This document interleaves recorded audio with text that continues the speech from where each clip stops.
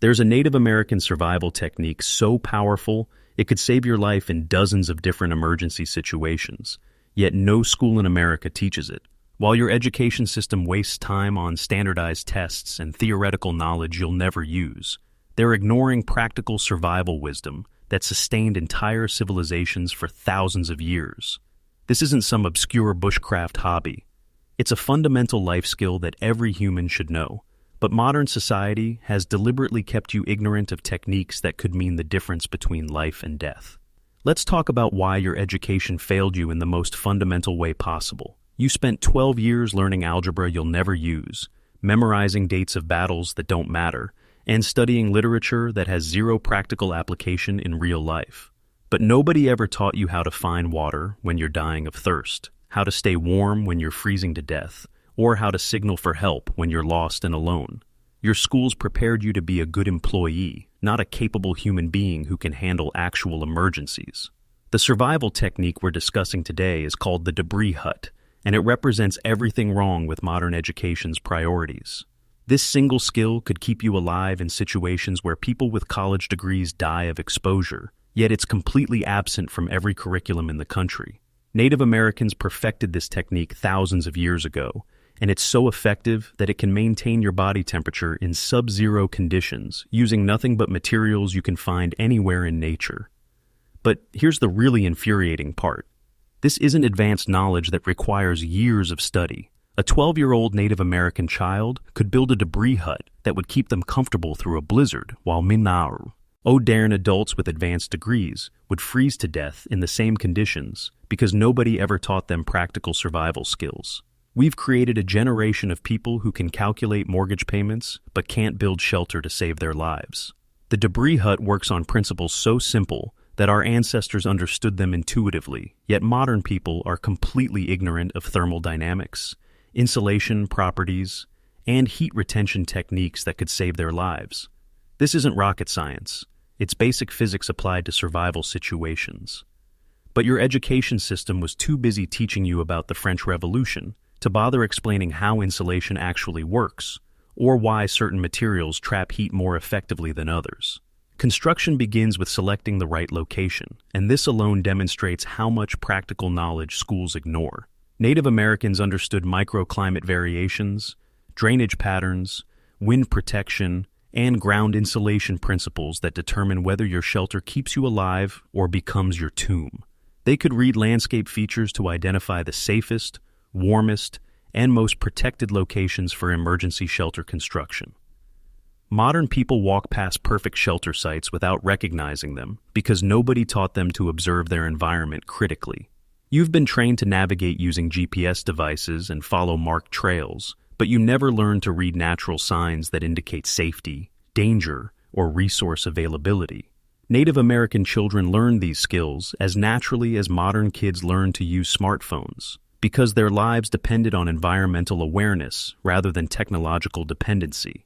The framework starts with a ridgepole, a sturdy branch approximately 8 feet long that becomes the backbone of your survival shelter. This ridgepole gets positioned at about a 30-degree angle, with one end resting on a stump, rock, or forked stick about 3 feet high. The other end touches the ground, creating the basic structure that will support your entire shelter system. But here's where Native American engineering genius becomes obvious, and where modern education's failure to teach practical skills becomes life-threatening. The angle isn't random. It's precisely calculated to maximize internal space while minimizing heat loss and structural stress. Too steep, and you waste energy heating unnecessary space. Too shallow, and you can't fit inside properly. This knowledge came from thousands of years of refinement, trial and error, and life-or-death testing that modern people never experience. Ribbing comes next, involving the placement of dozens of smaller branches along both sides of the ridgepole to create the skeletal framework. These ribs should be spaced about 6 inches apart and angle down from the ridgepole to the ground, creating a framework that looks like the skeleton of a giant fish. Each rib must be secured properly to prevent collapse, using natural lashing techniques that don't require rope, nails, or modern fasteners. This is where Native American ingenuity really shines, and where modern people would fail miserably without proper instruction. They understood structural engineering principles that allow wooden frameworks to remain stable under heavy loads, wind pressure, and thermal expansion without any metal hardware. They knew which woods were flexible enough to bend without breaking, which ones provided the best structural strength, and how to join pieces together using friction, compression, and natural materials. Debris collection represents the most labor-intensive part of construction, but it's also where the real survival magic happens. You need to gather enough organic material to create insulation layers that trap air while repelling moisture. This isn't just piling up random leaves and hoping for the best. It requires understanding which materials provide effective insulation, how different organic matter behaves when wet, and how to layer materials for maximum thermal efficiency. Native Americans distinguished between different types of forest debris the way modern people distinguish between different types of fabric. They knew that pine needles provided different insulation properties than oak leaves, that certain grasses remained effective when damp, while others became useless, and that bark could be processed into waterproof layers that protected inner insulation from moisture penetration. The debris needs to be at least 3 feet thick on all surfaces, sides, top, and bottom, to provide adequate insulation for survival conditions. Most modern people would look at this requirement and think it's excessive, because they have no understanding of how heat transfer actually works, or why effective insulation requires specific thickness ratios to maintain human body temperature in emergency situations. This thickness requirement isn't arbitrary. It's based on precise calculations of heat loss rates, thermal conductivity of organic materials, and the minimum insulation density required to prevent hypothermia. Native Americans understood these principles through practical experience and handed-down knowledge, while modern people remain ignorant of basic thermal dynamics that could save their lives. Interior preparation involves creating a sleeping space just large enough for your body, because excess interior volume wastes precious body heat. The internal space should be barely big enough to accommodate your body lying down, with perhaps 6 inches of clearance on all sides. This cramped space isn't a design flaw, it's a calculated feature that maximizes heating efficiency while minimizing energy requirements. Modern people accustomed to spacious homes and oversized vehicles would feel claustrophobic in a properly constructed debris hut, because they've never experienced situations where comfort takes a backseat to survival. Native Americans understood that survival priorities are completely different from comfort preferences, and that psychological adaptation to confined spaces could mean the difference between life and death. The interior floor requires its own insulation layer, separate from the debris covering the exterior framework. Ground contact represents one of the fastest ways to lose body heat, because the earth acts as a massive heat sink that will drain your body temperature no matter how warm the air temperature remains. This ground insulation needs to be at least 6 inches thick and composed of materials that provide effective barrier protection against conductive heat loss. Native Americans used specific techniques for creating ground insulation that modern people would never think of without proper instruction. They knew which materials remained effective when compressed under body weight, how to create air guists that prevented thermal bridging, and why certain organic materials provided better ground insulation than others. This knowledge could prevent hypothermia in situations where people die despite having adequate air temperature protection. Weatherproofing involves techniques that transform your debris hut from a pile of forest materials into a waterproof shelter that can withstand serious weather conditions. The outer debris layer needs to be arranged in overlapping patterns that shed water like shingles on a roof, with each layer positioned to direct moisture away from the interior rather than channeling it inside where it would destroy your insulation. This weatherproofing knowledge represents sophisticated understanding of water flow dynamics, material properties, and architectural principles that most modern people never learn. Native Americans could create completely waterproof shelters using nothing but organic materials and knowledge passed down through generations, while modern people with advanced degrees would build shelters that collapse or flood during the first serious rainstorm. Ventilation seems counterintuitive when you're trying to stay warm, but proper air circulation prevents carbon dioxide buildup, manages moisture levels, and maintains breathable air quality inside your shelter. Without adequate ventilation, you could suffocate in your own shelter or wake up soaked from condensation that forms when warm breath meets cold surfaces. Native Americans understood atmospheric science principles that allowed them to create ventilation systems that provided fresh air without losing heat. They knew how to position air intakes and exhausts to create natural circulation patterns, how to prevent downdrafts that would cool the interior, and how to manage humidity levels that could make shelter conditions unbearable or even dangerous. Heat retention inside a properly constructed debris hut can maintain comfortable temperatures even when outside conditions would kill you through exposure. Your body heat, trapped by effective insulation and contained within an appropriately sized space, can warm the interior to survival temperatures without any external heat source. This represents the difference. In between life and death in emergency situations, the thermal efficiency of a well-built debris hut approaches that of modern insulated buildings, using nothing but materials available in any forest environment. Native Americans achieved heating performance that modern people struggle to match with manufactured insulation, high-tech materials, and energy-intensive heating systems. This knowledge could save your life, yet nobody teaches it because it doesn't fit into standardized curriculum requirements. Construction time for an experienced builder ranges from 2 to 4 hours, depending on material availability and weather conditions. For someone learning the technique, initial construction might take 6 to 8 hours, but this represents time investment that could save your life in emergency situations where exposure would kill you within hours of nightfall. Modern people spend more time each day checking social media than it would take to learn shelter construction techniques that could save their lives in emergency situations.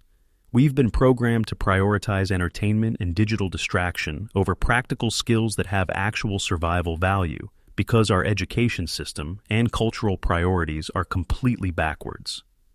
Emergency applications for debris hut construction extend far beyond wilderness survival scenarios. Natural disasters, power outages, vehicle breakdowns, and emergency evacuations could all create situations where this knowledge means the difference between survival and death. Hurricane victims, earthquake survivors, and people stranded by winter storms could all benefit from shelter construction skills that schools refuse to teach. But here's the really maddening part. This knowledge isn't just useful for extreme emergencies. Understanding insulation principles, heat retention techniques, and natural building methods could help you reduce heating costs, improve home energy efficiency, and develop practical skills that have real-world applications. Yet schools ignore these practical applications in favor of theoretical knowledge that serves no real purpose. Variations of the debris hut technique can be adapted for different climates, seasons, and available materials. Desert versions use different ventilation principles and sun protection strategies. Winter modifications incorporate snow as insulation material. Tropical variations emphasize rain protection and air circulation rather than heat retention. This adaptability makes the technique universally applicable rather than limited to specific geographic regions. Native Americans developed regional variations that optimize shelter performance for local conditions, materials, and climate patterns. They understood that survival techniques need to be flexible and adaptable rather than rigid formulas that only work in perfect conditions. This adaptive thinking could help modern people survive in situations where textbook knowledge proves inadequate. Tool requirements for debris hut construction are minimal, basically just your hands and maybe a knife if available. This means the technique works even when you've lost your gear, had your equipment stolen, or find yourself in emergency situations without any manufactured tools. Native Americans could build effective shelters using nothing but materials found in nature and techniques that require no external equipment. Modern survival approaches often depend on expensive gear, specialized equipment, and manufactured materials that may not be available during actual emergencies. The debris hut technique works regardless of your equipment situation, budget constraints, or access to modern materials. This makes it far more practical than survival methods that require specific gear or ideal conditions to be effective. Material identification skills develop naturally when learning debris hut construction because you quickly learn which organic materials provide effective insulation and which ones are useless for thermal protection. This knowledge extends to fire making, tool construction, and other survival applications that use the same natural materials for different purposes. Native Americans understood the properties of dozens of different plant materials and how each one could be used for specific survival applications. This knowledge base allowed them to adapt quickly to new environments and make effective use of whatever materials were locally available.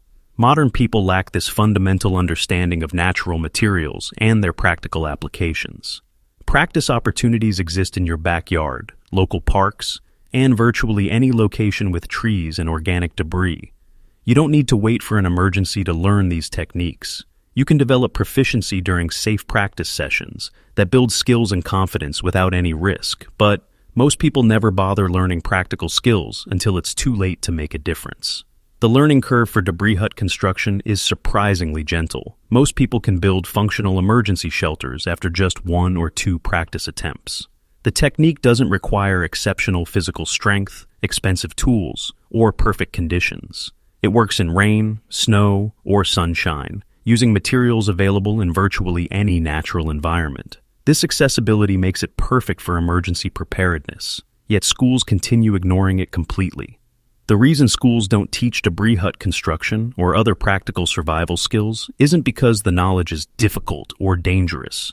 It's because our education system prioritizes compliance and theoretical knowledge over practical competence and real-world PCs. Problem-solving ability. They want students who can pass standardized tests, not students who can think critically and handle actual challenges. This represents a fundamental betrayal of education's supposed purpose. Schools claim to prepare students for real life, but they ignore the most basic life skills while filling curriculum time with information that serves no practical purpose. The result is graduates who can recite historical dates but can't build shelter, solve practical problems, or handle actual emergencies. By now, you should be angry about the knowledge you were denied and the practical skills nobody bothered teaching you. The debris hut technique represents just one example of useful survival knowledge that schools deliberately ignore while wasting your time on irrelevant academic material. This isn't just educational malpractice. It's a systematic failure to prepare people for real-world challenges. The next time someone tells you that education prepares students for life, ask them why schools don't teach shelter construction, water procurement, fire making, or other skills that could actually save lives in emergency situations. Ask them why students learn about the periodic table, but not about which plants are edible or poisonous. Ask them why curriculum includes advanced mathematics, but ignores basic survival techniques that humans have used for thousands of years. The debris hut technique could save your life tomorrow if you learned it today, but you'll never encounter this knowledge in any classroom because our education system has completely backwards priorities. Native Americans understood that practical survival skills were the foundation of all other knowledge, while modern schools treat survival competence as irrelevant distraction from academic achievement that has no real-world application.